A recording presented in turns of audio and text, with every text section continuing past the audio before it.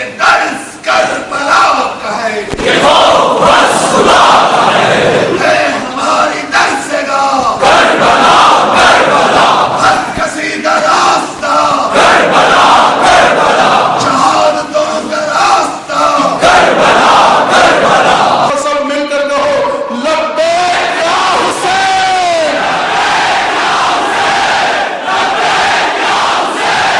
لا حول ولا قوة إلا بالله العلي العظيم. أعوذ بالله من الشيطان اللعين الرجيم. بسم الله الرحمن الرحيم. الحمد لله على ما عرفنا من نفسه وألهمنا من شكره وفتح لنا من أبواب العلم بربوبيته ودلنا عليه من الإخلاص له في توحيده وجنبنا من الإلحاد والشك في أمره حمدا لا منتهى لحده ولا حساب لعدده ولا مبلغ لغايته ولا انقطاع لأمده حمدا يكون وصلة إلى طاعته وعفوه ووسيلة إلى جنته وخفيرة من نقمته والصلاة والسلام والتحية والإكرام على خير خلقه وأشرف بريته وحامل وحيه ومبلغ رسالاته سيد المرسلين خاتم النبيين وبالقاسم محمد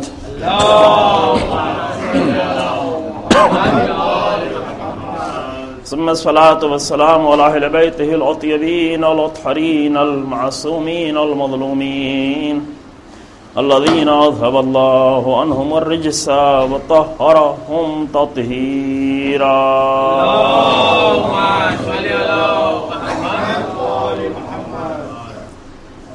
واللعنة الدائمة الباقية على أعدائهم أجمعين.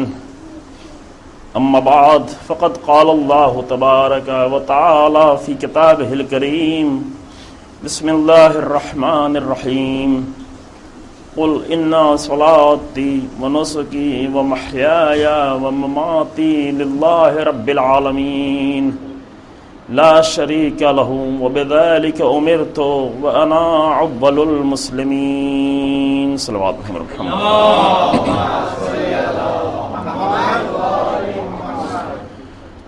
قرآن مجید میں سورہ انعام کی آیہ کریمہ 162 اور 163 نمبر کی آیت جو چند دنوں سے آپ کی خدمت میں جس کی تلاوت کی سعادت حاصل ہو رہی ہے، جس میں پروردگار انسان کو توحیدی زندگی جینے کا ہنر سکھا رہا ہے کہ کس طریقے سے انسان اپنی زندگی کو ایک توحیدی زندگی میں تبدیل کر سکتا ہے.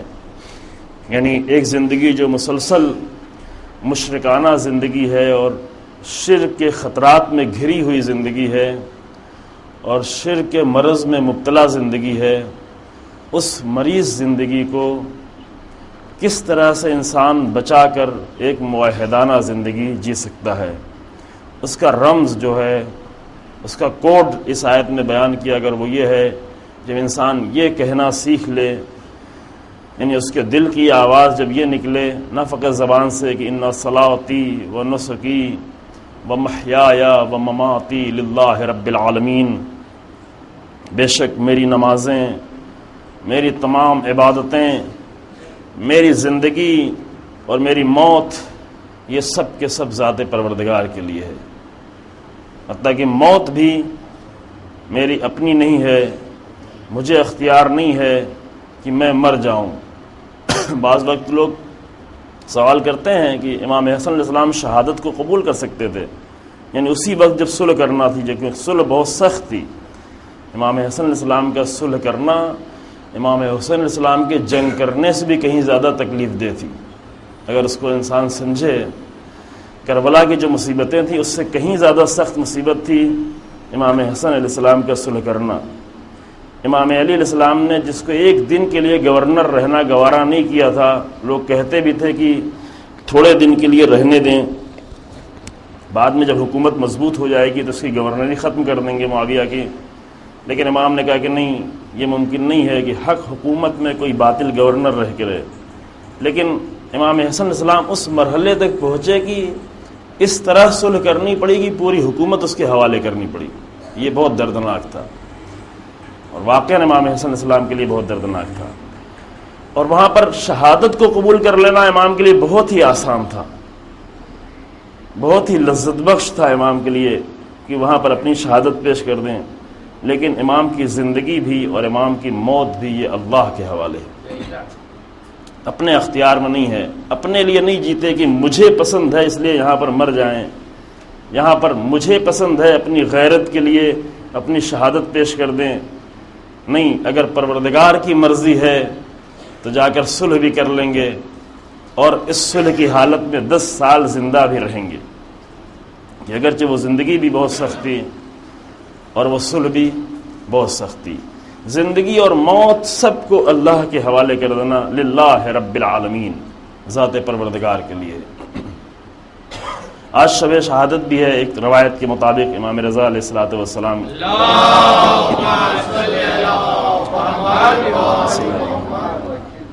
دوسرے اسلامی ممالک میں بیشتر 29 سفر کو یہ شہادت بنائی جاتی ہے. ہمارے یہاں آج بھی اور ایک دوسری 3 تاریخیں ہیں، اور بہرحال تینوں تاریخ میں یہ نورانی ذکر ہو تو اچھا ہے. امام رضا علیہ السلام کی زندگی بھی، ابھی میں چونکہ موضوع سے ریلیٹڈ گفتگو ہے لہذا زیادہ بس صرف وہ چند پوائنٹ کی جو متعلق ہوں. ایک امامت کا جو زمانہ آپ کا شروع ہوتا ہے، امام کاظم علیہ الصلوۃ والسلام اتنے سال زندانوں میں رہنے کے بعد جب ہارون نے اس بات کی قسم کھائی تھی کہ 7ویں امام کو شہید کر دینے کے بعد جو بھی ان کا جانشین ہوگا اسے بھی شہید کریں گے تاکہ یہ سلسلہ ہی ختم ہو جائے، اس سلسلے کو ہمیں ختم کرنا ہے. یعنی اتنی بڑی حکومت اور اتنے بڑے اقتدار کے بعد، جیسا کہ پہلے بیان کیا گیا، سلسلہ امامت سے حکومتیں ڈر رہی تھیں، لرزہ تھیں، لہذا اس نے قسم کھائی تھی. اور لیکن امام کی شہادت کے بعد امام رضا علیہ السلام نے آ کر اعلان امامت کیا. اعلان لوگوں نے آ کر ظاہر بھی کیا، خدشہ ظاہر کیا کہ ہارون نے اس بات کی قسم کھائی ہے اور آپ کی جان کو خطرہ ہے. تو امام نے پورے یقین کے ساتھ فرمایا کہ اگر ابو جہل رسول اللہ کے جسم سے ایک بال کا بھی نقصان پہنچا پایا ہوتا تو ہارون بھی میرا نقصان پہنچا سکے گا، اور یہ ممکن نہیں ہے کہ ہارون مجھے کوئی نقصان پہنچا سکے. یعنی ذات پروردگار پر یقین، اور وہی ایک توحیدی سیرت کہ صرف ذات پروردگار پر یقین ہے. اور بیچ میں خطرات آئے آپ کے. ایک مرتبہ جب ہارون نے اپنے دربار میں بلایا امام کو، امام کہہ کے گئے کہ اس وقت بہت ہی خطرے کا موقع ہے. ابا سلط بھی ساتھ میں گئے، لیکن جب امام اندر داخل ہوئے تو تنہا داخل ہوئے، اور اس نے برا ارادہ کر رکھا تھا. لیکن جیسے ہی امام اندر داخل ہوئے حجرے میں، اس کے دربار میں، زبان پر ایک دعا تھی. وہ دعاؤں کی کتابوں میں موجود بھی ہے. امام زبان پر ایک دعا پڑھ رہے تھے، پروردگار کو پکار رہے تھے. کہ دعا کا مقصد بھی یہی ہے کہ انسان اپنے دل سے ذات پروردگار کو آواز دے اور اپنی مشکل کو اس کے سامنے بیان کرے. یہ سب انحرافات ہیں کہ جو داخل ہو گئے ہیں طرح طرح سے، بجائے یہ کہ اللہ کو پکارے، اللہ کو اپنے دل میں رکھے، جا کر کسی دوسرے کے سامنے اپنی مشکلات کو حل کرے. منع کیا گیا ہے، دین منع کرتا ہے. اپنی مشکل کو کسی کے سامنے نہیں پیش کرو، اپنی عزت کو محفوظ رکھو، کیونکہ جب کسی کے سامنے اپنی مشکل کو پیش کر رہے ہوگے، یہی مشکل کا پیش کرنا ممکن ہے تمہاری عزت کے لیے نقصان دہ ہو جائے. حتیٰ اگر کوئی گناہ کیا ہے، کوئی غلطی کی ہے، کوئی خطا کی ہے، تو وہ بھی کسی سے جا کے نہیں بتاؤ، اپنے قریبی ترین افراد سے نہیں بتاؤ. اگر تمہارے اوپر زیادہ بوجھ بنتی جا رہی ہے یہ گناہ، تو صرف اپنے پروردگار کی بارگاہ میں پیش کر دو. اس لیے کہ پروردگار کی بارگاہ میں پیش کرو گے وہ گناہ ایک لمحے میں ختم ہو جائے گی، کسی دوسرے کے سامنے پیش کرو گے وہ ممکن ہے تمہیں ذلیل کر دے، چاہے وہ کتنا قریبی ہی کیوں نہ ہو۔ توجہ فرما رہے ہیں؟ اصل ہمارے دین میں یہ نہیں ہے، حتیٰ کہ یہ نہیں کہا ہے کہ تم آگے رسول اللہ کے سامنے اپنے گناہوں کو پیش کرو، اگر امام کے سامنے اپنے گناہوں کو پیش کرو، کسی کے بھی سامنے، جیسے کرسچینٹی میں ہے کہ جا کر اپنے گناہ کو پاپ کے سامنے ذکر کرو اور پھر تمہیں جو ہے پروانہ دے دے کہ نہیں تمہیں پاک ہو گئے۔ اسلام اس بات کی اجازت نہیں دیتا کہ کسی انسان کے سامنے تم کوئی ایسا کام کرو جس میں ذرہ برابر بھی ذلت کا امکان ہو۔ انسان کو بہت ہی عزیز، بہت ہی عزت دار بنا کر خدا نے پیدا کیا۔ اس پہ کہیں گفتگو ہوئی ہے تفصیل سے، شاید کچھ اشارہ بعد میں آئے۔ ایک بہت ہی اہم اسلامک ٹاپک ہے عزت، اور جو کربلا سے بھی بہت زیادہ ریلیٹڈ ہے۔ کربلا کے واقعے میں یہ کلمہ بار بار آیا ہے، عزت کا کلمہ۔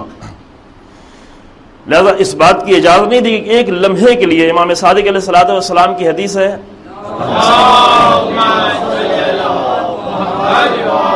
فرماتے ہیں کہ ان اللہ فوض الی المؤمن کل شیء، اللہ نے ہر چیز کو مومن کے حوالے کر دیا، اس کو اختیار دیا ہے، الا اذلال نفسہ، مگر ایک چیز کا اختیار نہیں دیا ہے، اور یہ کہ اپنے آپ کو ذلیل نہیں کرنا ہے، اس کا اختیار نہیں دیا ہے۔ اختیار کا مطلب یہاں پہ یہ ہے کہ اگر انسان مثلا بھوکا ہے، بھوک کی حالت میں وہ جا کر نجس غذا کھا لے، اسے اختیار ہے۔ توجہ فرما رہے ہیں؟ نجس غذا وہ کھا سکتا ہے، مردار کھا سکتا ہے، مردہ جانور کھا سکتا ہے، اس حد تک کہ اس کی جان بچ جائے اگر جان کو خطرہ ہے۔ پیاسا ہے انسان، پیاس سے مرنے کا خطرہ ہے، اس پیاس کی حالت میں انسان کو اختیار ہے کہ وہ جا کر نجس پانی پی لے، شراب پی لے، اتنی پی لے کہ جس سے اس کی پیاس بجھے، یہ نہیں کہ موقع ملا تو زیادہ پی لے، صرف اتنی ہی پیے گی جس سے اس کی پیاس بجھ جائے، یہ اختیار دیا گیا۔ ایک قصہ بیان کرتے ہیں، ایک مولوی کا کہ وہ جا رہا تھا سفر میں، ڈاکو نے ان کو پکڑا اور کہا کہ لوٹا، اور لوٹنے کے ساتھ وہ شراب پی رہے تو نشے میں کہا تم کو بھی شراب پینی پڑے گی۔ کہا مجھے شراب لو، مجھ سے جو میرا مال ہے وہ لے جاؤ، مجھے شراب نہیں پلاؤ۔ کہا نہیں، ہم نشہ کر رہے ہیں، تم کو بھی نشہ کرنا پڑے گا، تم کو شراب پینی پڑے گی۔ نہیں، بہت زیادہ منع کیا، انہوں نے جو ہے ریوالور نکال کے ان کو لگا دیا کان میں کہ نہیں، اگر نہیں پیو گے تو مار دیں گے۔ ابھی وہ بیچارے پینے ہی جا رہے تھے، اس میں سے ایک نے پہچان لیا، کہا کہ یہ تو میری اس فلاں جگہ کی مسجد کا امام ہے، اس کو نہیں پلاؤ۔ تو انہوں نے کہا کہ کیا بدبختی کی، ایک مرتبہ شراب جائز ہوئی تھی تو نے اس کو بھی روک دیا۔ تو یہ نہیں ہو، ایسی حالت نہیں ہو، یعنی دل سے آرزو نہیں ہو۔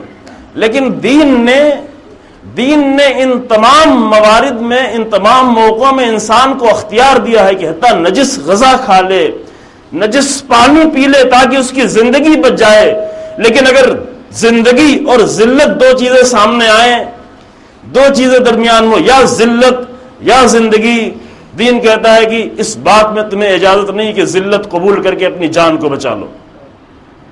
ساری چیزیں اللہ نے مومن کے حوالے کر دیں، الا اذلال نفسہ، مگر اس بات کا اختیار نہیں دیا ہے کہ ایک لمحے کے لیے اپنے آپ کو ذلیل ہونے دو، اس بات کا اختیار نہیں۔ لہذا اپنی آرزویں، اپنی مشکلات، اپنی چیزیں جا کر دوسروں کے سامنے بیان کرنا، حتیٰ روایت میں یہاں تک آیا ہے کہ بلا وجہ کسی سے بار بار ایڈریس نہیں پوچھو۔ ہوتا ہے نا کہ بعض ایک آدمی کہیں جاتا ہے، ایڈریس اس نے سنا، اس موڑ پہ ایڈریس پوچھا، پھر دوسرے موڑ پہ ایڈریس پوچھا، پھر تیسرے، اتنا جو بھی راستے میں ملتا ہے ہر ایک سے ایڈریس پوچھ رہا ہے۔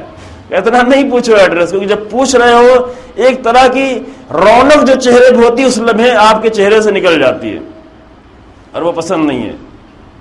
جب انسان پوچھتا ہے حقارت سے مجھے نہیں معلوم، مجھے یہ ایڈریس بتا دو، سوال اصل بہت ساری تھی، روایت جو ہے وہ سینکڑوں کی تعداد میں ہے، سوال کرنا، مانگنا، کچھ کسی سے کچھ مانگنا، اس بات کی اجازت، اگر مانگنا ہے تو اس کی بارگاہ میں جا کے مانگے جو بے اختیار دے بھی دیتا ہے اور اس کا احسان بھی نہیں جلاتا، کہتا بھی نہیں کہ میں نے تجھے دیا ہے، اس کی بارگاہ میں جا کے مانگے۔ بس یہ کہ جا کر فلاں پروفیشنل آدمی سے اس کے سامنے مشکل بیان کرنا اور وہ آئے ایک تعویذ لکھ کے دے دے، اس کو لٹکا لے سینے پر، ایک گلے میں باندھ لیں یا بازوؤں میں باندھ لیں۔ امام یہ نہیں کرتے تھے، امام نے دعا پڑھی، امام نے دعا پڑھی۔ ایک ملک میں تھے، افریقن ایک ملک میں، چند سال پہلے کی بات ہے۔ اب یہ دعا جو ہے امام کی، جب ہم دعا پڑھ رہے ہیں وہ تاریخ کی کتابوں میں لکھی ہوئی ہے، امام کی سیرت کی کتاب، امام دعا پڑھ رہے تھے، امام رضا علیہ السلام دعا پڑھ رہے تھے، لیکن انہوں نے کہیں سے ایک روایت جھوٹی ڈھونڈی، ایسی لوگوں نے بہت سی روایت گڑھتے بھی ہیں، ڈھونڈ کے نکالی کہ امام نے دعا جو ہے وہ لکھ کے اپنے پاس رکھی تھی۔ امام کو لکھ کے رکھنے کی ضرورت نہیں ہے، جب دل کے اندر دعا ہو، جب دل کے اندر خدا ہو تو سینے کے باہر اسے لٹکانے کی ضرورت نہیں پیش، ہاں ان کو ضرورت پیش آتی ہے جن کے دل میں نہیں ہو، ان کو ضرورت پیش آتی ہے، لیکن جس کے دل میں ذات پروردگار ہو، جو دل سے خدا کو پکار رہا ہو۔ اور ہارون کا کہنا یہ کہ امام آئے، امام کے چہرے کو دیکھنے کے بعد اس نے ارادہ کچھ اور کر رکھا تھا، قتل کا ارادہ کیا تھا، اذیت پہنچانے کا ارادہ کیا تھا، لیکن امام کو دیکھا اور دیکھنے کے بعد کہتا ہے کہ میں نے صرف آپ کو اس لیے بلایا ہے کہ آپ کے گھریلو مشکلات ہوں گی، میں آپ کو 1,00,000 درہم غلام سے کہہ دیا وہ آپ کے گھر میں پہنچا دے تاکہ آپ کے گھر کے مسائل جو ہے آپ حل کر سکیں، بس اسی کے لیے بلایا، آپ جائے خدا، یہ کہہ کے واپس کر دیا۔ اور جب امام مڑے پلٹے اس کی طرف سے تو وہ اپنے نقیب، اپنے ندیم سے کہہ رہا تھا کہ میں نے کچھ اور ارادہ کیا تھا لیکن اللہ نے کچھ اور ارادہ کیا، اور میرے ارادے پہ اللہ کے ارادہ غالب آ گیا، غالب آ گیا۔ امام کی ایک بالکل خالصانہ موحدانہ زندگی، توحید، کل اس کے پہلے گفتگو کی گئی 2 دن پہلے کہ ہر نبی کی سب سے پہلی دعوت توحید ہوا کرتی تھی، پورے قرآن کو اٹھا کے پڑھ ڈالیں، ہر نبی کی سب سے پہلی دعوت، یعنی سب سے پہلا پیغام، سب سے پہلی تبلیغ وہ توحید ہوا کرتی ہے، توحید کی طرف۔ رسول اللہ نے بھی یہی سے آغاز کیا، قولوا لا الہ الا اللہ تفلحوا۔ ممکن ہے کوئی سوال کرے کہ جب ہر نبی کی سب سے پہلی دعوت تبلیغ ہوا کرتی تھی تو پھر مذاہب میں اختلاف کیوں ہوا؟ وہ مذہب جو اللہ کی طرف سے آئے، جو نبی لے کے آئے، ان مذاہب میں اختلاف کیوں ہوا؟ اختلاف کی وجہ یہ ہے کہ اختلاف اس لیے ہوا کہ نبی کی دعوت تو ایک ہی ہوا کرتی تھی، لیکن جب انسانوں نے اس مذہب کو اپنے اختیار میں لیا اور اپنی خواہشات اس مذہب میں داخل کی، تو چونکہ انسان کی خواہشات مختلف ہوتی ہیں اس لیے مذہب میں بھی اختلاف اور فرقے بنتے چلے گئے۔ یہ اللہ کی طرف سے نہیں تھا، یہ انسانوں نے اپنی خواہشات کو بھرا مذہب میں۔ یہ گفتگو ہے، کبھی کی جائے گی تفصیل سے کہ کس طرح انسان نے، کس طرح دین نے آ کر انسان کو پاک کیا، لیکن انسان نے اپنی ساری غلاظتوں کو اور ساری نجاستوں کو، اپنے فکر کی نجاست، اپنے ذہن کی نجاست، اپنے کلچر کی نجاست، اپنے آبا و اجداد کے دین کی، یہ ساری نجاستیں وہ لا کر دین میں داخل کر دیں اور دین کو جو ہے وہ گندا کیا۔ یہ کیا گیا، یہ پوری تاریخ میں یہ کام ہوتا رہا، اور اسی لیے اس میں اختلاف بھی ہوتا گیا، ورنہ اختلاف نہیں ہوتا۔ امام خمینی رحمۃ اللہ علیہ فرماتے ہیں کہ اگر تمام انبیاء کو ایک پلیٹ فارم پر لا کر جمع کر دیا جائے، ایک پلیٹ فارم پر 1,24,000 انبیاء کو، تو ذرہ برابر بھی اختلاف نظر نہیں آئے گا۔ کیوں نظر نہیں آئے گا؟ اس لیے کہ اس میں کوئی اپنی چیز داخل کرنے کا امکان نہیں ہے، اپنی خواہش نہیں داخل ہوتی۔ جہاں جہاں خواہش داخل ہونا شروع ہوتی ہے وہیں سے اختلاف شروع ہوتا ہے۔ ایک جماعت میں، ایک بستی میں، ایک علاقے میں، حتیٰ 2 عالم میں، اگر 2 عالم میں اختلاف ہوتا ہے وہ نظر یہیں سے سمجھ لیں کہ یہاں پر کہیں نہ کہیں خواہش داخل کی گئی ہے۔ خواہش کے داخل ہونے کی بنیاد پر اختلاف ہونا شروع ہوتا ہے، ورنہ اختلاف نہیں ہوگا۔ اگر سب اللہ کی بات کریں تو پھر اختلاف کا امکان نہیں ہے، ممکن نہیں ہے۔ لہذا ہر نبی، یہ ممکن ہے کہ نبی ایک دوسرے سے سوال کرے، جو کہ انبیاء کے مقامات ہیں۔ اگر علم اور معرفت میں کمی ہے تو ممکن ہے جناب موسیٰ دوسرے جناب خضر سے سوال کریں، لیکن جیسے ان کا سوال ہو حل ہو معافی مانگتے ہوئے نظر آئیں، مجھے معاف کرنا، مجھے معاف کرنا، مجھے معاف کرنا، میں نے غلطی کی تھی۔ ممکن ہے فرشتہ بھی سوال کر لے کہ پروردگارا اتجعل فیہا من یفسد فیہا ویسفک الدماء، یسفک الدماء، کس کو زمین پہ بنانے جا رہا ہے خلیفہ؟ فساد برپا کرے گا، خوریزی کرے گا، خوریزی کرے گا یہ انسان۔ کیا بھی، جیسے ہی جناب آدم کے 2 بیٹے آئے، ایک بیٹے نے دوسرے کو قتل کر دیا، اور فرشتے کہے پروردگارا میں تو پہلے ہی سے کہتا تھا، میں نے تو پہلے ہی کیا تھا، یہ خون ریزی کریں گے، یہ قتل کریں گے۔ لیکن یہ سوال تھا، اور اس سوال کے جواب میں اللہ نے انی عالم ما لا تعلمون، اب فرشتے اپنے سوال کو نہیں دیکھ رہے ہیں، اب اللہ کے اس کلمے کو ہمیشہ دیکھ رہے تھے۔ یہ دیکھا کہ ایک بھائی نے دوسرے کو قتل کیا، قابیل کا کردار دیکھا کیونکہ وہ مادی کردار تھا، کیونکہ انسان بہرحال انسان کے اندر دو چیزیں، ایک روح ہے، ایک اس کا جسم ہے. جسم جو ہے میٹیریل ہے، میٹر میں جو ہے وہ تزاحم ہے، ٹکراؤ ہے، اس کے نتیجے میں لڑائی ہے، جھگڑے ہیں، فساد ہیں. فرشتے اسے دیکھ رہے تھے کہ دیکھا یہ مٹی سے بنا ہوا ہے، لیکن اللہ کچھ اور دیکھ رہا تھا. اللہ یہ دیکھ رہا تھا کہ یہ مٹی سے تو بنا ہوا ہے، لیکن اس کے اندر جو روح ہے فَنَفَخْتُ فِيهِ مِن رُوحِي، میری روح ہے. لہذا فرشتے وہیں پہ سمجھ گئے. فرشتوں نے وہاں قابیل کے کردار کو نہیں دیکھا، وہاں حابیل کو دیکھا کہ قابیل قتل تو کر رہا ہے، قتل تو ہو رہا ہے، جناب کر رہا ہے، لیکن حابیل جو ہے وہ کہہ رہا اگر تو مجھے قتل کرے گا بھی تب بھی ما انا باسط یدیہ، پھر بھی میں تیری طرف اپنے ہاتھ کو نہیں بڑھاؤں گا، میں نہیں قتل کروں گا. وہی حابیلی کردار. توجہ فرما رہے ہیں؟ بس یہ نقطہ جو ہے امام رضا علیہ الصلوۃ والسلام ایک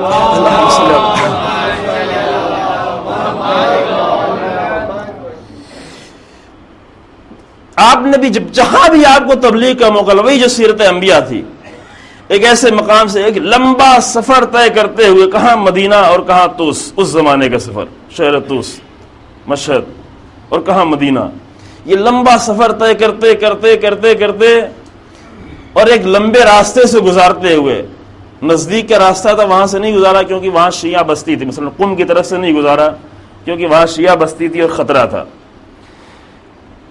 ایک دور دراز کے راستے سے گزارتے ہوئے جب نیشاپور پہنچے آپ، نیشاپور لوگوں کو خبر ہوئی وہاں شیعہ نہیں تھے، بعض روایتوں کے حساب سے 18,000 اور بعض روایتوں کے حساب سے 24,000 24,000 صرف ایسے لوگ کی جو اپنے ہاتھوں میں قلم اور کاغذ لیے ہوئے تھے. توجہ فرمائیں، اور بھی لوگ تھے، روایت میں کہ 24,000 لوگوں نے لکھا، ان کے ہاتھ میں قلم اور کاغذ تھا. جب امام پہنچے وہاں پر ٹھہرے مرو میں، یہیں نیشاپور میں، اور لوگوں نے تقاضا کیا کہ فرزند رسول اس زمین پر تشریف لائے ہیں. شیعہ نہیں تھے وہاں پر، لیکن یہ جانتے تھے کہ یہ فرزند رسول ہیں. کہا فرزند رسول اس سرزمین پر تشریف لائے ہیں، آپ کچھ حدیث رسول بیان کریں. اور جب یہ موقع آیا امام رضا علیہ الصلوۃ والسلام کا پہلا جو جملہ آپ نے کہا یہی سے، توحید، آغاز توحید سے، تبلیغ کا آغاز توحید سے. فرمایا کہ حکم دیا کہ محمل کے پردے کو ہٹایا جائے، پردہ ہٹا، اور وہاں اونٹ کی بلندی ہی سے، محمل ہی کی بلندی سے سامنے مجمع، 24,000 لکھنے والوں کا مجمع. ہمارے جیسا مجمع نہیں جو صرف سننا چاہتے ہیں، لکھنا کچھ نہیں چاہتے. بعض جگہوں پہ گزارش کی، کچھ لوگوں نے لکھنا شروع کیا، فائدہ ہے اس کا. اگر اس زمانے کے لوگوں نے نہیں لکھا ہوتا، اگر امام صادق علیہ السلام کو لوگ آگے صرف سنتے اور کچھ نہ لکھتے تو کیا ہوتا؟ آج خالی ہوتے ہیں، بالکل خالی ہوتے ہیں. امام صادق علیہ السلام اپنے کان میں قلم لگائے ہوتے تھے، کان میں، ادھر روایت میں ہے کان میں قلم. اب یہاں ہندوستان میں اس بات کو کہتے ہیں تو لوگوں کو عجیب لگتا ہے کہ جو لوگ دیہاتوں میں رہتے ہیں وہ دیکھتے ہیں لوگ کان میں سگریٹ اور بیڑی لگائے ہوتے ہیں، تو ان کو تھوڑا عجیب لگتا ہے کہ کان میں لگانا یعنی کیا مطلب. دیکھا ہے کہ نہیں دیکھا ہے؟ گئے ہیں دیہات میں کہ نہیں دیکھے؟ جیب نہیں ہوتی، کپڑا مناسب نہیں ہوتا تو بیڑی اور سگریٹ تو ہونا ضروری ہے، لہذا وہ کان میں لگی ہوتی ہے، وہ لگائے ہوتے ہیں. امام صادق علیہ السلام کان میں قلم لگائے ہوتے تاکہ لوگوں، امام کو لکھنے کی ضرورت نہیں تھی، تاکہ لوگ دیکھ کے آئیں، لے کے آئیں، قلم لے کے آئیں، کاغذ لے کے آئیں. اس زمانے میں مشکل تھی، اتنا آرام سے اچھے پین اور اچھے کاغذ نہیں ہوتے تھے، کاغذ اتنی آسانی سے نہیں مل جاتا تھا، لیکن لوگ آ کے لکھتے تھے. میں نے آج صبح کے 10 منٹ کی گفتگو میں عرض کیا اس کے پہلے کہ اتنا زیادہ لکھتے تھے کہ صرف ایک راوی جناب محمد ابن مسلم جو فقیہ بھی ہیں، جناب محمد ابن مسلم بیان کرتے کہ میں نے امام محمد باقر علیہ الصلوۃ والسلام سے 30,000 حدیثیں اور امام جعفر صادق علیہ السلام سے 16,000 حدیثیں یعنی 46,000 حدیثیں یاد کی ہیں. 46,000 حدیثیں ہم نے یاد کی ہیں. یہ اتنا بڑا خزانہ کیسے آیا؟ اس لیے آیا کہ لوگ لکھ رہے تھے. اگر یہ ادھر بھی لکھنا شروع، یہ لکھنے والا کام شروع ہو جائے تو کئی فائدے ہیں. کم سے ایک فائدہ یہ ہے کہ یہ ممبر پہ جو آدمی آئے گا بول رہا ہو اس کو کچھ سوچنا پڑے گا، ایسی چیز بولیں جو لکھنے کے لائق ہو. ابھی بہت سی چیزیں ایسی بولی جاتی جو لکھنے کے لائق نہیں ہوتی. وہ بھی سوچے گا کہ ایسی چیزیں کچھ بیان کی جائیں کہ بس سامنے آدمی بیٹھا لکھ رہا ہے وہ لکھ سکے، کیا لکھے گا؟ تو جو فرما رہے ہیں 24,000 لوگ قلم اور کاغذ لے کر کھڑے ہیں. مولا آپ فرزند رسول آپ کچھ بیان کریں اور میں اسے لکھوں. پردہ محمل کا پردہ ہٹا اور امام نے گفتگو کا آغاز یہاں سے کیا کہ مجھ سے میرے بابا نے فرمایا ہے, میرے بابا سے میرے بابا کے بابا میرے جد نے فرمایا ہے, میرے بابا کے بابا سے ان کے بابا نے فرمایا ہے, اور یہ سلسلہ آگے بڑھتے بڑھتے پھر ان سے امام علی علیہ السلام نے فرمایا ہے, امام علی سے رسول اللہ نے فرمایا ہے, رسول اللہ سے جبرائیل نے آ کے فرمایا ہے. اس روایت کو اہل سنت بھی کہتے ہیں سلسلۃ الذہب. صرف یہ سلسلہ, بعض اہل سنت کا یہ نظریہ کہ اگر صرف اس سلسلے کو, یہ صرف راوی, اس راویوں کے سلسلے کو انسان اسے صرف قبول کر لے تو ساری مشکل اس کی حل ہو جائے. یہ سلسلۃ الذہب, ذہب یعنی سونا, ایک سنہرا سلسلہ, گولڈن چین جو ہے, یہ کہا کہ اس سے انہوں نے ان سے فرمایا, انہوں نے ان سے فرمایا, ان سے رسول اللہ نے فرمایا, اور رسول اللہ سے جبرائیل نے آگے فرمایا, اور جبرائیل سے اللہ کی ذات نے یہ کہا کہ کلمۃ لا الہ الا اللہ حصنی ومن دخل حصنی امن من عذابی. یہ کلمہ لا الہ الا اللہ کا کلمہ یہ میرا قلعہ ہے, اور جو اس میرے قلعے میں داخل ہو جائے گا وہ میرے عذاب سے نجات پا جائے گا, اس کو میرے عذاب سے نجات مل جائے گی. لیکن توحید تنہا کبھی توحید کامل نہیں ہو سکتی. توحید کبھی انسان کی زندگی میں داخل نہیں ہو سکتی جب تک کہ اس میں نظام امامت نہ آ جائے, جب تک کہ نظام امامت کو بیان نہ کر دیا جائے. لذا فرمائے اما بشروطها وانا من شروطها. توحید تنہا کلمہ لا الہ الا اللہ اگر امامت کے بغیر ہوگا تو صرف لفظ ہوگا اور بس, جس لفظ میں ابھی ساری دنیا پڑی ہوئی ہے صرف لفظیں ہوں گی. اگر امامت کے سسٹم اور نظام کے بغیر توحید لی جائے تو صرف الفاظ ہوں گے جو زبان پر جاری ہوں گے, لیکن اگر امامت کا نظام اس میں داخل ہو جائے تو توحید بھی انسان کے دلوں میں اور معاشرے میں جگہ بناتی چلی جاتی ہے. اما من شروط ہے, شروط ہیں, اس کے شرط ہیں, کنڈیشنز ہیں, اور ان شرطوں میں سے میں ایک شرط ہوں. یہ کس کے سامنے امام نے بیان کیا؟ کن لوگوں نے لکھا جو شیعہ بھی نہیں تھے, سب کے سامنے بتایا کہ امامت کیا ہے. امامت, اور امام رضا علیہ السلام نے دوسری جگہ روایت میں فرمایا کہ امامت ایک نظام ہے. امامت فقط ایک ذہنی عقیدہ نہیں ہے. توجہ فرمائے, بہت توجہ فرمائے یہاں پر. امامت فقط ایک ذہن میں رکھنے والا عقیدہ نہیں ہے. امامت انسان کی زندگی کا ایک سسٹم ہے. جناب زہرا سلام اللہ علیہ نے بھی خطبہ فدق میں امام نے فرمایا کہ نظامن للامہ, امامت امت کا نظام ہے, سسٹم ہے. اور یہی نقطہ جناب زہرا سلام اللہ علیہ نے خطبہ فدق میں بھی فرمایا جب تمام احکام کے سیکرٹ بیان کیے. اور بہت ہی عجیب خطبہ ہے, بیان ہونے کے چاہیے, پڑھنا چاہیے وہ خطبہ جو جناب زہرا سلام اللہ علیہ نے بیان کیا جا کر مسجد میں تمام مسلمانوں کے درمیان میں. وہاں جب تمام احکام کے سیکرٹ بیان کیے, فلسفہ اس کا, وہاں امامت کا بھی فلسفہ بیان کیا. اللہ نے امامت کو قرار دیا ہے تاکہ امت کا نظام بن سکے. یہ نہ یہ کہ چند ذہنی عقیدہ بنا کر اور چند دنوں میں آ کر آدمی خوش ہو کر واپس چلا جائے جشن منا کے کہ عید غدیر ہم نے منا لی. عید غدیر یہ نہیں ہے. عید غدیر ایک سسٹم ہے, غدیر ایک نظام ہے جو ابھی ہم تک بھی نہیں پہنچی ہے. ابھی وہ نظام ہم تک بھی نہیں پہنچا, ابھی غدیر کو ہم نے بھی نہیں سمجھا. ابھی جو رسول اللہ کو یہ خوف تھا, قرآن کے اللہ یعصمک من الناس, اللہ تمہیں بچائے گا. خوف زدہ تھے رسول اللہ کو خوف تھا. کس بات کا خوف تھا؟ رسول اللہ کو اپنی جان کا خوف تھا. یہ کوئی سوچتا ہے, کوئی مومن, کوئی مسلمان, کہ رسول اللہ کو اپنی جان کا خوف تھا. جان کا کس بات کا خوف؟ رسول اللہ تو وہاں پہلے ہی اعلان کرتے ہیں کہ میرا آخری سال ہے, میری زندگی کا خاتمہ, میرا وقت گزر چکا ہے. کس بات کا خوف رسول اللہ کو ہے؟ رسول اللہ بھلا جان سے ڈریں گے؟ جناب موسیٰ کے لیے جیسے کہتے ہیں, جناب امام علی علیہ السلام نے نہج البلاغہ میں فرمایا, بعض لوگ کہتے ہیں جناب موسیٰ ڈر گئے. کس سے ڈر گئے؟ اژدہے سے ڈر گئے, اپنی جان سے ڈر گئے. جان کا خوف تھا. اگر جان کا خوف تھا جناب موسیٰ کو تو بہت آرام کی, سکون کی زندگی گزار رہے تھے. نبی کی بیٹی کے ساتھ شادی ہو گئی تھی, بہت سارے بھیڑیاں بھی تھیں, ان کے بھیڑیں بھی تھیں, اچھی زندگی گزر رہی تھی, بہت اچھی پراپرٹی ان کی چل رہی تھی. اس زمانے میں یہی خزانہ تھا نا, بہترین, ان کے پاس سب کچھ موجود تھا. نبی جیسا شعیب, نبی جیسا سسر, ان کی بیٹی, بیوی, آبادی, کھیت باڑی, سب کچھ, وہ سب کچھ چھوڑا اور چھوڑ کے کہاں چلے؟ فرعون کے پاس. کہاں؟ اس بہترین زندگی کو چھوڑ کے فرعون کے پاس. کیوں؟ جان سے وہ ڈر رہے تھے، جان سے. اس لیے امام علیہ السلام لم یوجس موسیٰ علیہ السلام خیفتن علی نفسہ، جناب موسیٰ کو اپنی جان کے خوف نہیں تھا، بل غلبۃ الجہال، بلکہ ڈر جو جناب موسیٰ کا تھا کہ کہیں جاہلوں کا غلبہ نہ ہو جائے، کہیں گمراہوں کا غلبہ نہ ہو جائے.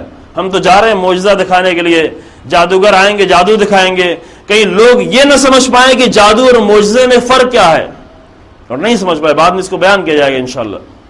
جو کہ گفتگو یہ یہاں سے جو گفتگو ہوئی وہ توحید سے ریلیٹڈ ہے، لیکن ابھی نہیں گفتگو ہو رہی، ابھی اور آگے بڑھنا ہے انشاءاللہ. جان کا خوف نہیں تھا رسول اللہ کو، بھی جان کا خوف نہیں تھا رسول اللہ کو. خوف صرف یہ تھا، وہی خوف جو جناب موسیٰ کو تھا کہ کہیں ایسا کہ وہ پیغام جو ہم پہنچانا چاہتے ہیں وہ پیغام نہ پہنچے. اور یہ خوف آج تک باقی ہے. جب تک غدیر کا پیغام لوگوں تک نہیں پہنچ جائے گا اس وقت تک خوف باقی ہے. اس وقت دین کا خوف ہے، اسلام کا خوف ہے، قرآن کا خوف ہے، ولایت کا خوف ہے. کیوں؟ اس لیے کہ غدیر کا وہ اصلی پیغام جو نظام بنا کر پیش کیا تھا. ابھی ہم بحث کرتے ہیں جب اہل سنت سے کہتے ہیں کہ اللہ رسول اللہ نے امام علیہ السلام کو ولی بنایا تھا، حاکم بنایا تھا، یہی نا؟ وہ کہتے ہیں نہیں، ولی کے معنی محبت کے ہیں. جواب میں کیا کہتے ہیں؟ ولی کے معنی محبت کے ہیں. لیکن جب اپنی عملی زندگی میں ہم آتے ہیں، جب بحث کرتے ہیں تو اسے ہم بحث کرتے ہیں نہیں، ولایت کے معنی حکومت کے ہیں، ولایت کے معنی محبت نہیں ہے، ولایت کے معنی حکومت کے ہیں. حکومت کے البتہ حاکم کی محبت ہونا ضروری ہے، لیکن یہاں پر ولایت کے معنی حکومت کے ہیں. یہ ہم بحث کرتے ہیں، ثابت کرتے ہیں، دلیل دیتے ہیں کہ غدیر میں ایسے محبت کے اعلان کے لیے اتنا مجمع بلانا، اتنا روکنا، اتنا خطبہ دینا، وہ سارے قرینے بیان کرتے ہیں. لیکن جب ہم اپنی عملی زندگی میں آتے ہیں کہتے ہیں ولایت یعنی کیا؟ عملی زندگی میں ہم بھی وہی کر رہے ہوتے ہیں جو اہل سنت کو جا کے منع کرتے ہیں. ہماری عملی زندگی میں وہی ولایت کے کل معنی جو سمجھے وہ محبت، بس اس کے آگے نہیں سمجھتے اپنی عملی زندگی میں. یعنی چند محبت اور چند محبت کا اظہار کر لینا یہی ولایت کے لیے کافی ہے یا نہیں ایسا؟ یعنی ایک چیز جا کے ہم رد کرتے ہیں اسے کہ یہ نہیں ہے، پھر جب اپنے آپ کو اپنے معاشرے میں اپنی زندگی میں آ کے دیکھتے ہیں تو وہی کرتے ہیں جو اہل سنت کہہ رہے ہیں. صرف وہی نظر آتا ہے. ولایت نظام نہیں بنی ہمارے یہاں بھی، ولایت سسٹم نہیں بن پائی. ولایت سسٹم یعنی کیا؟ یعنی ولایت یہ نہیں ہے کہ علی ابن ابی طالب 1400 سال پہلے انتقال فرما گئے ہیں اور اب اس دنیا سے گزر چکے ہیں. نہ، امام ہمیشہ کے لیے ہوتا ہے. امام ولی ہے، اور ولی کے معنی اس کی حکومت. اس کی حکومت اگر لوگوں نے معاشرے میں چھین لی تھی تو دلوں پر اس کی حکومت. ولایت یعنی یہ مومنین کے دلوں پر علی ابن ابی طالب کی حکومت، ان کے رشتوں پر حکومت، ان کے رابطوں پر حکومت، ان کی فکر پر حکومت، ان کے سوچنے پر حکومت، سب پر علی ابن ابی طالب کی حکومت.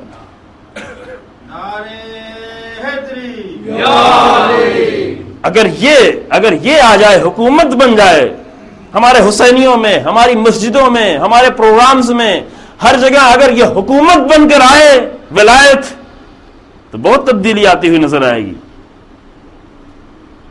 ولایت جب نظام، یعنی علی ابن ابی طالب، امام علی علیہ الصلوۃ والسلام کے ذریعے اصل میں اللہ کی حکومت، جو اصل ولی ذات پروردگار ہے. انما ولیکم اللہ، ولی مطلق. یہ بھی ولایت بھی توحید، ولایت میں بھی ہے.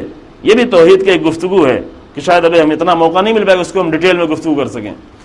اصل ولایت صرف ذات پروردگار کی ہے. جس نے پیدا کیا ہے اسی کو صرف حکومت کا حق حاصل ہے، اور کسی کو حق حاصل نہیں ہے. وہ خالق ہے، وہ جانتا ہے کہ میری ضرورتیں کیا ہے، وہ بتا سکتا ہے کہ تمہیں کیا کرنا ہے.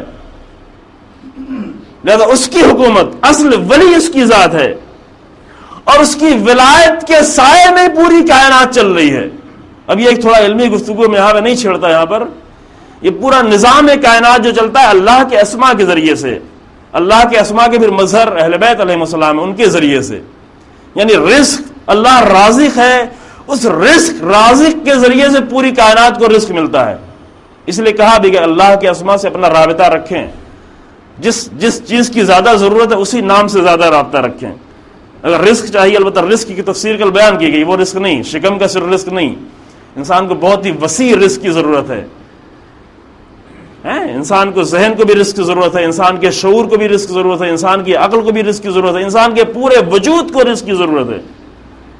اگر رزق چاہیے تو رازق سے اپنا رابطہ رکھیں، اگر حکمت چاہیے تو الحکیم، اللہ کے اسم حکیم سے اپنا رابطہ رکھیں۔ یہ رابطہ رکھنے کے لیے ہے۔ اتنا جو دعاؤں میں بار بار پڑھا جاتا ہے اسی لیے پڑھا جاتا ہے، اس لیے نہیں پڑھا جاتا کہ شب قدر میں آؤ دعائے جوشن کبیر پڑھو اور پانی میں پھونک پھونک کے جا کر اپنے گھروں میں بہلو برکت آ گئی۔ نہیں، اس سے زیادہ برکت کی ضرورت ہے۔ وہ زیادہ برکت کیا ہے؟ یہ اسماء پروردگار تمہارے دلوں میں آ جائیں اور یہ پورے وجود کو نورانی بنا دیں گے، یہ انسان کے وجود کو نورانی بنا دیں گے، فضیلتوں سے نورانی کر دیں گے اسماء، کیونکہ اسماء سب فضیلت ہیں، سب کمالات ہیں۔ ان کمالات کا ذکر ہی اسی لیے ہے کہ یہ ذکر ہو تو انسان کے دل تک وہ کمال منتقل ہو جائے۔ اہل بیت علیہ السلام کی فضیلتوں کو، ذکر کو اتنا واجب اسی لیے قرار دیا گیا ہے تاکہ یہ فضیلتیں بیان ہوں تو فضیلتیں منتقل بھی ہو جائیں، فضیلتیں آ جائیں۔ تو جو فرما رہے ہیں اللہ کے اسماء کے ذریعے سے ساری دنیا چل رہی ہوتی ہے، ساری کائنات۔ اللہ خالق ہے، خالق اس نام کے ذریعے سے پوری کائنات کو اس نے خلق کیا ہے، اس نام کے ذریعے سے۔ پھر خالق کے مظہر بھی ہیں۔ تو جو فرما رہے ہیں اس کو صرف اشارہ کر رہا ہوں، یہ ایک بہت ہی اہم اور لیکن تھوڑا سا علمی گفتگو ہے، ابھی اتنا زیادہ آمادگی نہیں، شاید چند سالوں میں دھیرے دھیرے جو ہے کچھ لوگ اس طرح کی گفتگو کرنا شروع کریں تو شاید آمادگی بھی ہو جائے انسانوں میں، لیکن ابھی اس سے رابطہ رکھے انسان۔ جب رابطہ رکھے گا تو اس کا اثر انسان کی زندگی پر آنا شروع کرے گا۔ ابھی پریشان ہے، کتنا پریشان انسان، کبھی اس کے پاس جاتا ہے پروفیشنل لوگوں کے پاس، کبھی اس سے پاس گیا وہاں مشکل حل نہیں، کبھی دوسرے کے پاس گیا وہاں مشکل حل نہیں، اپنوں کے پاس جاتے جاتے پھر دوسروں کے پاس پہنچ جاتا ہے، اپنوں سے مشکل حل نہیں ہوئی اصلا دوسرے مذہب لوگوں کے پاس چلا جاتا ہے، مشکل حل کرانا ہے کسی نہ کسی طرح۔ یہی مشرکانہ چالیں یہی ہے چیوٹی کی جو پہلے ایک بیان کی گئی ہے، یعنی وہ جو ساری مشکل کو حل کرنے والا ہے اس سے نا امید ہو کر کسی ایسے کے پاس جانا اور کسی ایسے کو مؤثر سمجھ لینا کہ جس کے پاس اتنی بھی طاقت نہیں ہے کہ وہ اپنی مشکل کو حل کر سکے۔ اگر یہ میری مشکل کو حل کر سکتا ہے تو یہ کیوں خود فقیر بنا ہوا ہے؟ یہ کیوں آپ کے چند پیسوں کا محتاج بنا ہوا ہے؟ یہ پہلے اپنی مشکل کیوں نہیں حل کر لیتا؟ اتنا تو انسان میں عقل ہو، اتنا تو سوچے کہ اگر یہ ساری مشکلات کو حل کرنے کا اختیار رکھتا ہے تو پہلے سے اپنی مشکل حل کرنا چاہیے۔ یہ کیوں اتنا مشکل میں گرفتار ہے؟ مشکل کہاں پر ہے؟ مشکل توحید کی ہے ساری مشکل۔ وہ جو یہ کام کر رہا ہے اس کی بھی مشکل توحید کی ہے، وہ جو اس کے پاس بار بار جا رہا ہے اس کی بھی مشکل وہی توحید ہی کی مشکل ہے، یعنی توحید نہیں سمجھے ہوئے، یعنی شرک کی مشکل ہے، یعنی شرک میں گرفتار ہے۔ امام نے فرمایا کہ کلمۃ لا الہ الا اللہ حسنی، یہ ہے، یہ توحید ہے، لیکن یہ بغیر امامت کے، نظام امامت کے بغیر یہ خالی ہے، صرف لفظ ہے، جو لفظ ابھی سعودی عرب میں بہت نظر آتا ہے، بہت زیادہ اس لفظ کی تبلیغ کی جاتی ہے، لیکن عمل میں جا کے دیکھیں کتنا مشرکانہ عمل بیان کریں گے انشاءاللہ کل یا پرسوں، کس قدر مشرکانہ عمل، لفظ بہت ہے، تبلیغ بھی بہت ہے، لٹریچر بھی بہت دیا جاتا ہے، توحید توحید توحید، لیکن عمل کاملاً مشرکانہ، اس قدر خوف زدہ، ساری دنیا سے خوف، تمام طاقتوں سے خوف، صرف اللہ سے خوف نہیں ہے، خوف نہیں ہے تو صرف اللہ سے نہیں ہے۔ یہی شرک ہے، شرک صرف ایک جگہ نہیں ہے، شرک در خوف یہ بیان کریں گے انشاءاللہ چونکہ یہ اہم بات ہے۔ شرک کی قسمیں جو ہیں، ایک شرک یہ ہے خوف، کس سے ڈر رہا ہے انسان، کتنا ڈرا ہوا ہے انسان، جگہ جگہ خوف۔ بس امامت ایک نظام ہے جس کے بغیر توحید مکمل نہیں ہوتی، یعنی امامت کے ذریعے سے اللہ کی حکومت دنیا میں آتی ہے۔ حکومت ہے ولایت، یعنی حکومت، کس کی حکومت؟ صرف ذات پروردگار کو اس بات کا حق حاصل ہے کہ اس انسان پر، بندوں پر حکومت کرے۔ کس کے ذریعے سے وہ حکومت آئے گی؟ وہ امامت کے ذریعے سے آئے گی۔ ایک زمانے میں رسول اللہ امام ہے، رسول اللہ امام بھی ہیں، جس طرح جناب ابراہیم امام ہے، رسول اللہ نے اپنے بعد امامت کا سلسلہ قائم کر دیا تاکہ اس امامت کے نظام کے ذریعے سے الہی حکومت قائم ہو. حق نہیں ہے انسان کو کہ اللہ کے سوا کہیں اور جا کر فیصلے کرائے اپنے، نہیں ہے حق.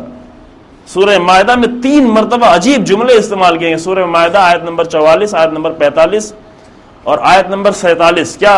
من لم يحكم بما انزل اللہ فاولئک هم الکافرون. جس نے اللہ کے نازل کیے ہوئے حکم کے بغیر کوئی فیصلہ کیا کافر ہے. من لم يحكم بما انزل اللہ فاولئک هم الظالمون. بیچ بیچ میں اور بھی جملے احکام بھی بیان کیے ہیں، احکام بیان کیے. من لم يحكم بما انزل اللہ فاولئک هم الظالمون. جس نے اللہ کے فیصلے کے خلاف، وہ چیز جو اللہ نے نازل کی اس کے خلاف کہیں اور سے جا کے فیصلہ لیا، ظالم ہے وہ. من لم يحكم بما انزل اللہ فاولئک هم الفاسقون. وہ کہ جس نے اللہ کے فیصلے کے خلاف، اس کے حکم کے خلاف فیصلہ دیا، فاسق ہے انسان. یعنی کیا؟ یعنی اللہ کے مطابق فیصلے ہونا. ابھی مسلم پرسنل لا بورڈ بنی ہے، کس لیے؟ پرسنل لا یعنی وہاں پر پرسنل لا ہوتے، یعنی اسلامی لا ہوتے. وہاں اسلامی قانون کے مطابق امت مسلمہ کے فیصلے کیے جاتے. وہاں بھی کچھ نہیں ہوتا، اس میں خالی نکاح اور طلاق کے مسئلے کبھی کبھی ایشو بن کے آتا اور وہ بھی ایک ہنگامہ کر کے پھر ختم ہو جاتا ہے. اس لیے نہیں تھا، وہ اس لیے نہیں تھا کہ ہم اپنے فیصلے جا کر برٹین کے مطابق، قانون کے مطابق، برطانیہ کے قانون کے مطابق فیصلے کرائیں اور اسلامی پرسنل لا میں خالی جو ہے کیا ہو، چند نکاح اور طلاق کا مسئلہ، وہ بھی دین کو بدنام کر رہا ہو. یہ ہماری کمیاں ہیں، یہ ہماری کوتاہیاں. یہ کہ اللہ کے حکم، اللہ خالق ہے تمہارا، اس کے خلاف جا کر فیصلہ کرنا. اور فیصلہ کیسے اس کے مطابق ہوگا؟ جب نظام بن جائے، اور وہ نظام ولایت ہے. اس نظام کا نام نظام ولایت، جس کے امام رضا علیہ السلام نے خود بیان کیا کہ یہ تو عقیدہ نہیں سمجھو، صرف یہ ایک سسٹم ہے جو عقیدے کی بنیاد پر ہے، لیکن ہے یہ سسٹم تمہاری زندگی کا. تمہارے ذہن کے لیے نہیں ہے، تمہاری زندگی کے لیے ہے. اسی لیے جب ایران میں نظام ولایت قائم ہوا تو امام خمینی رحمۃ اللہ نے جملہ کا جو بعض لوگوں کو اس وقت سمجھ میں نہیں آیا، فرمایا کہ حفظ نظام واجب تر از نماز است. فرمایا کہ اس نظام کی حفاظت کرنا یہ نماز سے بھی زیادہ واجب تر ہے. بعض لوگ نہیں سمجھے تھے اس زمانے میں. کیوں؟ اس لیے الگ الگ نماز کو لے کے جا رہے تھے. الگ نماز، بے روح نماز، بغیر امامت کی نماز، بغیر ولایت کی نماز، اس میں کوئی جان نہیں ہے، یہ کچھ نہیں دے پائے گی. فرمایا کہ نماز سے بھی زیادہ واجب تر ہے اس کی حفاظت کرنا. کیوں؟ اس لیے کہ یہاں کسی عالم کی، کسی فقیہ کی، کسی مجتہد کی حکومت نہیں ہے. یہاں پر اللہ کے نظام کو قائم کرنا ہے، حکومت پروردگار. من لم يحكم بما انزل اللہ فاولئک هم الظالمون. تاکہ ظلم سے اپنے آپ کو بچا لیں، تاکہ کفر سے اپنے آپ کو بچا لیں، تاکہ فسق سے اپنے آپ کو بچا لیں، تاکہ اللہ کے قانون کے مطابق فیصلے ہوں. الحمدللہ ہو رہا ہے. البتہ آخری حد تک نہیں پہنچ گئے، ٹائم لگتا ہے پہنچنے میں. امام علیہ السلام کی بہت ہی مشکلات کا سامنا کرنا پڑا. تکلف میں نہیں کہہ رہے تھے امام کی مجھے حکومت نہیں چاہیے، نہ اتنا مشکل 25 سالوں میں بنا دیا گیا تھا کہ امام کہتے یہ حکومت اب لینے لائق نہیں رہ گئی. تو جو فرما رہے ہیں یہ نظام کی بات ہے. اب بعض لوگوں کو سمجھ میں نہیں آتا کہ فقیہ تو معصوم نہیں ہے، وہ تو برابر نہیں ہو سکتا. ہاں بالکل برابر نہیں ہو سکتا، جس طرح اللہ کے برابر رسول نہیں ہو سکتا. اللہ کا پہلا ولی رسول ہے. اب کہ اللہ جس طریقے سے ولی ہے، جس طرح اللہ کی بات ماننی ہے ویسے ہی رسول کی بات ماننی بغیر کسی کمی کے. مَا آتَاكُمُ الرَّسُولُ فَخُذُوهُ، جو کچھ تمہیں رسول دے سب کے سب لے لو بغیر کسی کمی کے. کیا اس کا مطلب یہ ہے کہ اللہ اور رسول برابر ہو گئے؟ کہ نہیں، برابر نہیں ہوئے. وہ غنی ہے، وَأَنْتُمُ الْفُقَرَاءُ، تم سب کے سب فقیر ہیں. جتنے بھی بندے ہیں سب کے سب فقیر ہیں اللہ کے سامنے، ذات پروردگار کے سامنے سب کے سب فقیر ہیں. برابری کی بات نہیں ہے، یہ نظام کی بات ہے. کیونکہ نظام میں اگر کمی اور زیادتی ہو کہ فلاں کی مانیں گے اور فلاں کی نہیں مانیں گے تو ڈسٹرب ہو جائے گا، سسٹم خراب ہو جائے گا. امام علی علیہ السلام امام تھے، اور امام کے جو گورنر تھے وہ کوئی نہیں معصوم تھا، غلطیاں بھی کرتے تھے. امام کے گورنر غلطیاں بھی کرتے تھے، لیکن امام نے کہا کہ تمہیں ان کی بات ماننا ہے. اگر ان کی بات نہیں مانو گویا میری بات نہیں مانتے، کیونکہ اگر ان کی بات نہیں مانتے تو سسٹم خراب ہو رہا ہے. یہ نہیں کہ یہ تو معصوم نہیں ہے اور آپ معصوم ہیں، ہم آپ کی بات مانیں گے لیکن عثمان ابن حنیف کی بات نہیں مانیں گے، عبداللہ ابن عباس کی بات نہیں مانیں گے، مالک اشتر کی بات نہیں مانیں گے. نہ، مالک اشتر کی بات ماننا واجب ہے، اس لیے نہیں کہ مالک اشتر کی بات ہے، اس لیے کہ یہ علی کی بات ہے، اس لیے واجب ہو جائے گا.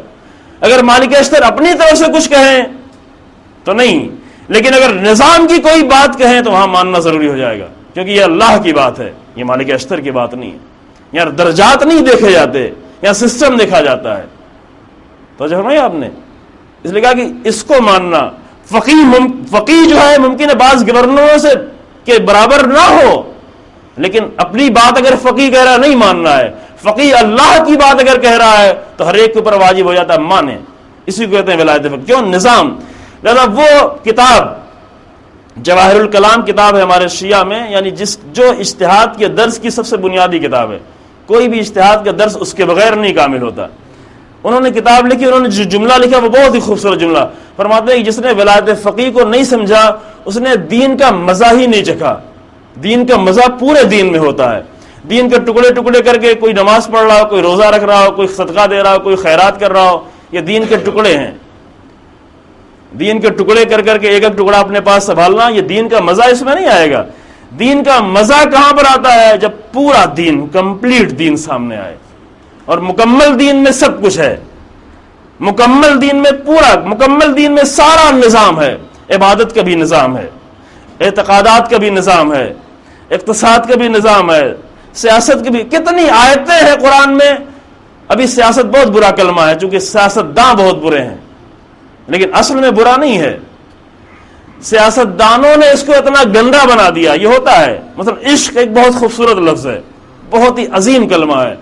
امام علیہ السلام جب کربلا کے میدان میں آئے، گزرے جنگ صفین میں جاتے ہوئے، تو وہاں بیٹھ کے گریا کیا، آنکھوں سے آنسو گرا. فرمایا ہاذہ مسار العشاق، یہ عاشقوں کے گرنے کی جگہ ہے.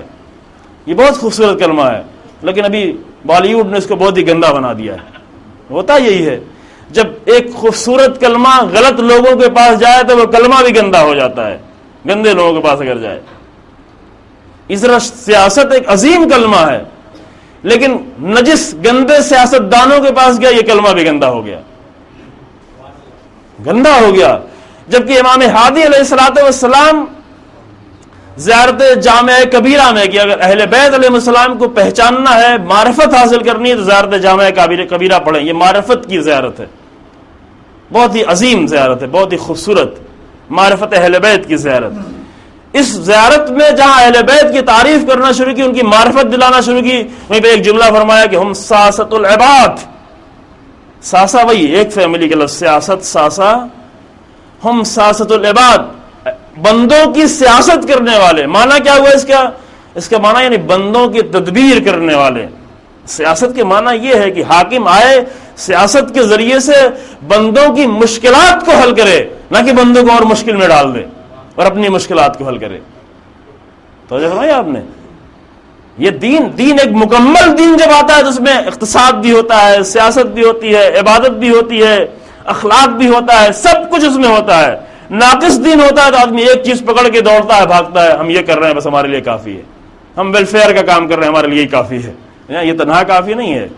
دین میں اگر آگے کیا جائے تو اچھا ہے، دین کے سسٹم میں داخل ہو کے کیا جائے تو اچھا ہے، لیکن پورے دین کے سسٹم سے نکل کر تنہا یہ کام کیا جائے تو یہ کام اچھا نہیں، بالکل نہیں اچھا ہے. ہم نمازیں پڑھ رہے ہیں، دین کے سسٹم میں آ کر نمازیں پڑھی جائیں، یہ نمازیں بہت خوبصورت ہیں.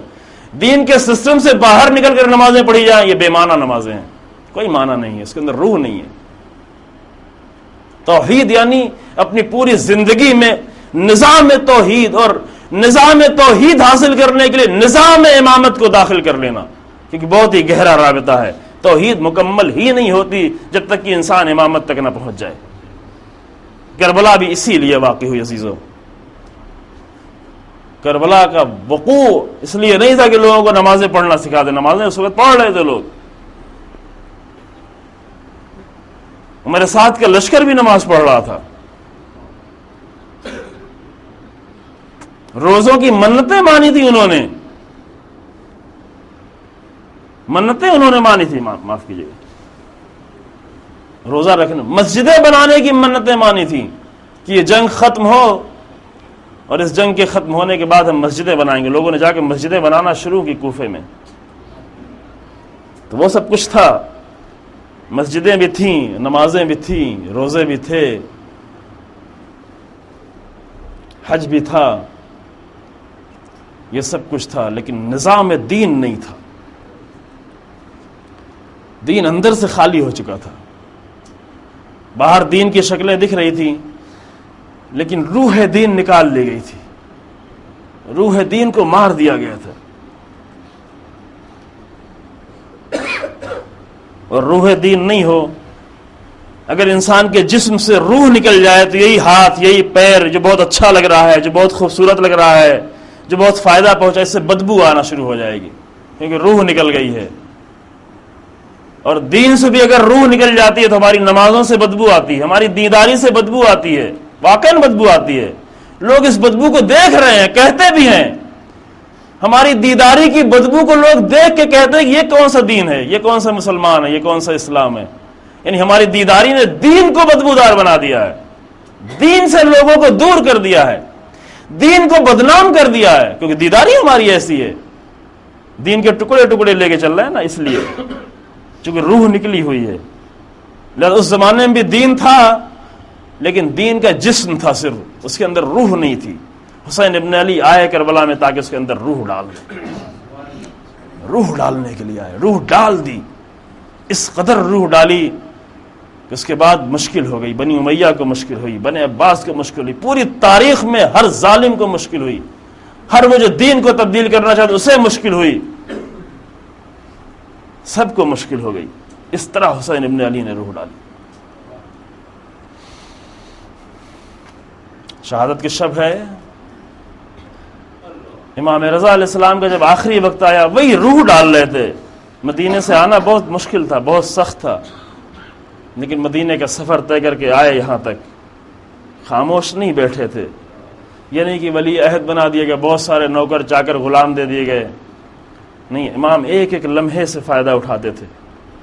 مسیحی آیا اس سے مناظرہ کرتے تھے, دوسرے مذہب کے لوگ آئے اس سے مناظرہ کرتے تھے, داؤدی آیا اس سے مناظرہ کرتے تھے, تاکہ دین کی روح کو بیان کریں.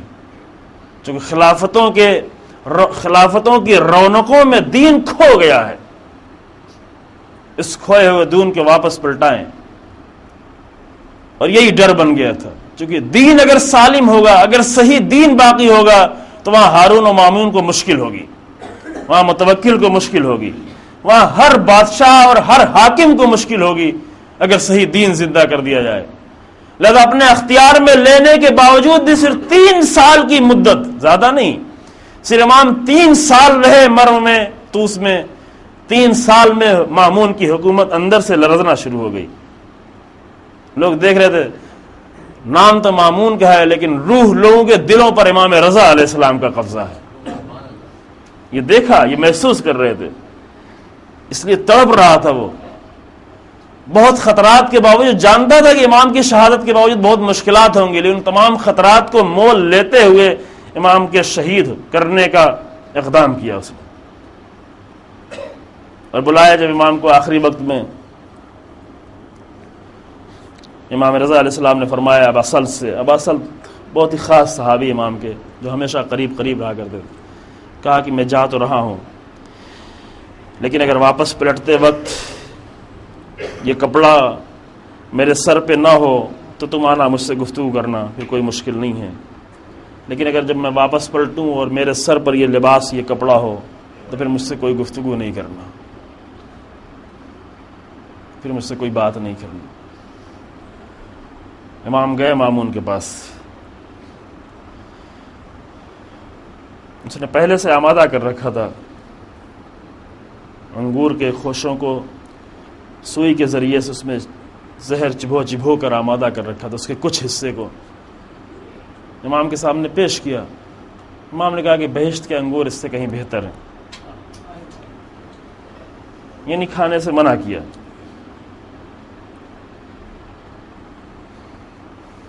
تو کہا کہ نہیں کھائیں, یہ بہت اچھے انگور ہیں. کہا تو مجھے معاف کر, میں نہیں کھانا چاہتا. کہا کہ آپ کو میرے اوپر شک ہے, تو لو میں خود بھی کھاتا ہوں. اور اس نے اٹھا کر اس کے دوسری طرف سے چند انگور کھائے اور کہا کہ آپ کو کھانا ہی پڑے گا، مجبور کیا امام کو۔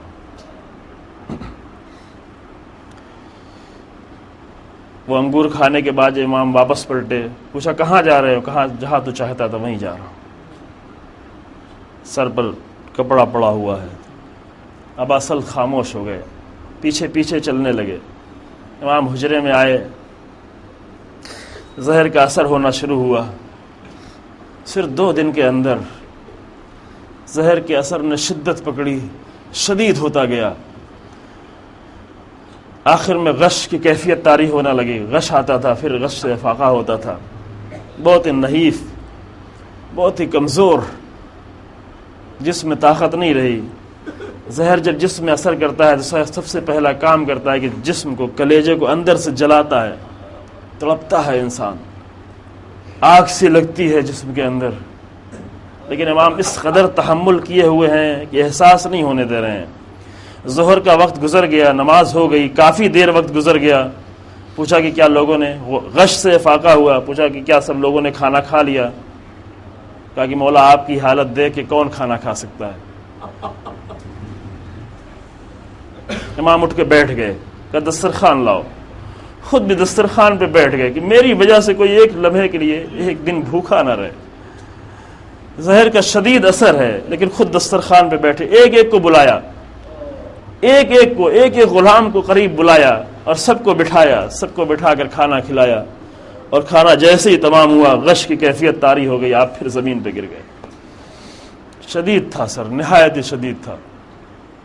اور دھیرے دھیرے تھوڑی دیر شام کی گزری اور رات ہوئے، تھوڑا وقت گزرا تھا، صرف تنہا ابا سل تھے حجرے میں، یہی صحابی۔ امام کے حجرے میں دروازہ بھی بند تھا۔ اسی درمیان میں دیکھا کہ جیسے کوئی پیچھے سے آ رہا ہے، پیچھے مڑ کے دیکھا تو امام جواد علیہ السلام، امام محمد تقی علیہ السلام۔ کہا کہ مولا آپ آئے، دروازہ تو بند تھا۔ کہا جس خدا نے مجھ کو مدینے سے یہاں تک پہنچا دیا، وہی خدا اس دروازے کو بھی کھول سکتا ہے۔ اب امام آ گئے۔ راوی جناب ابو اسد بیان کرتے ہیں کہ امام نے آنکھیں کھولیں، امام رضا علیہ السلام نے آنکھیں کھولیں اور آنکھیں کھول کے سینے سے لگایا، اپنے بیٹے کو سینے سے لگایا، گریہ کیا، اور گریہ کرنے کے بعد اسرار امامت کے جو سیکرٹ سے وہ دیے، وہ امام جواد کے حوالے کیے، اور حوالے کرنے کے بعد امام کا آخری وقت آ گیا۔ لیکن عزیزو مدینے سے یہ انتظام ہوا تھا، بیٹا مدینے سے آیا تھا، امام مطمئن تھے میرا جوان بیٹا آ گیا ہے، میرا نوجوان بیٹا آ گیا ہے، مدینے سے آ گیا ہے، مجھے غسل دیا جائے گا، مجھے کفن دیا جائے گا، مجھے دفن کیا جائے گا۔ لیکن اللہ اللہ، ایک بیٹا، ایک 23 سال کا جوان بیٹا اپنی نظروں سے کیا منظر دیکھے۔ حسین ابن علی کو عاشور کے دن ایک فکر ستا رہی تھی، زخموں کی فکر نہیں تھی عزیزوں۔ کتنے تیر پڑے تھے حسین کے جسم پہ، لیکن حسین ابن علی کو اس کی کوئی فکر نہیں تھی۔ کتنی تلواریں، کتنے نیزے، لیکن حسین ابن علی کو صرف ایک فکر تھی، اے میری بہن نے کوئی پرانا سا لباس لا کے مجھے دے دو، میں اس پرانے لباس کو پہنوں تاکہ میرے جسم پر لباس باقی رہ جائے۔ لباس آیا، ایک لباس آیا، اس کو پہنا، دیکھا تنگ ہے لباس، کہا کہ نہیں اسے واپس لے جاؤ، یہ ذلیلوں کا لباس ہے، یہ تنگ لباس نہیں۔ دوسرا لباس آیا، اس لباس کو جگہ جگہ سے امام نے پارا کیا، پہنا، پہن کے گئے مقتل میں۔ لیکن جب 11 محرم کو قافلہ اہل حرم مقتل کے قریب سے گزرا، عزیزہ بعض عظیم عرفا اور عظیم افراد کہتے ہیں کہ یار اہل بیت کے لیے، اہل بیت اطہار کے لیے 11 محرم سے سخت کوئی دن نہیں تھا۔ پہلی مرتبہ 11 محرم کا سورج جو طلوع ہوا تو زینب ام کلثوم کے سر پہ چادر نہیں تھی۔ اس سے سخت دن کوئی نہیں آیا تھا، اور اتنا ہی نہیں، مقتل سے گزرے، مقتل کے قریب سے لاشیں سب بکھری پڑی ہے۔ حسین ابن علی کی لاش کے قریب زینب آئی، زینب نے بھائی کا کیا منظر دیکھا، سر پہ سر نہیں ہے، جسم پہ ردا نہیں ہے، امامہ نہیں ہے، ہاتھ کٹا ہوا ہے، جسم سے کرتا بھی اتار لیا ہے، زینب کو یہ فکر نہ ہستی میرا بھیا کیوں لباس مانگ رہا ہے، لیکن بہن نے یہ منظر دیکھا اور دیکھنے کے بعد ایک مرتبہ زینب کو احساس ہوا کہ جب میری یہ حالت ہے تو سید سجاد کی کیا حالت ہوگی۔ ذمہ دار تھی یہ بہن، پیچھے مڑ کے دیکھا ایسا لگا کہ سید سجاد کی روح سے پرواز، چہرے کا رنگ متغیر ہے، آنکھوں کا رنگ متغیر ہے، جسم لرز رہا ہے، عجیب نظروں سے سید سجاد دیکھ رہے ہیں۔ یہ منظر دیکھ کے زینب نے اپنے بھائی کی لاش کو چھوڑا، سید سجاد کے قریب آئی۔ اب یعنی کہ بیٹی کا کارنامہ تھا کہ اس وقت اس سخت حالت میں سید سجاد کو بچایا کس طرح سے۔ اے میرے لال صبر کرو، میں نے سنا ہے، میں نے نانا سے سنا ہے، میں نے بابا سے سنا ہے، میں نے ماں سے سنا ہے، میں نے بھیا حسن سے سنا ہے کہ یہاں پر مزاریں بنیں گی، یہ لاشیں بے سر نہیں پڑے رہیں گے، انہیں کفن دیا جائے گا، انہیں دفن کیا جائے گا۔ اے میرے بیٹے صبر کرو، یہاں پہ فرشتوں کی آمد و رفت ہوگی، یہاں پر مومنین کی آمد و رفت ہوگی۔ زینب نے ان جملے کو بار بار کچھ اس طریقے سے کہا کہ سید سجاد کا دل ٹھہر گیا، سید سجاد کا دل ٹھہرا۔ بہن کو پھر بھائی یاد آیا، بھائی کی لاش کے قریب آئی، مرثیہ پڑھا، یا محمدہ یا محمدہ صلی اللہ علیہ ملک السماء ھذا حسین المرمل بالدماء مسلوبۃ الامامۃ والرداء مقطع العادہ۔ اے میرے نانا، تم پر صلاۃ و سلام کے لیے فرشتے آئے تھے، یہ میرا حسین خون میں غلطہ پڑا ہے، سر پہ امامہ نہیں ہے، دوش پہ ردا نہیں ہے۔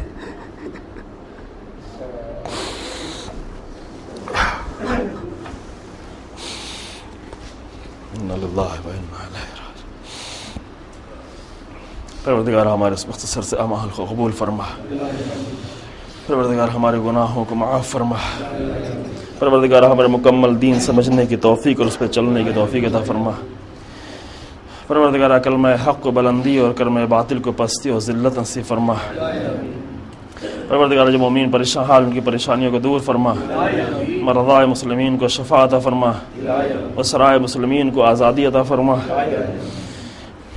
علماء کرام راجہ کرام کی حفاظت فرما، رہبر انقلاب کو طول عمر عطا فرما، انقلاب اسلامی کی حفاظت فرما، امام زمانہ کے ظہور میں تعجیل فرما، امام کے قلب نازنی کو ہم سے راضی فرما، امام کے ہم کو اعوان و انصار میں شمار فرما۔ ربنا تقبل منا انک انت السمیع العلیم بحق محمد وعد ربک الکریم۔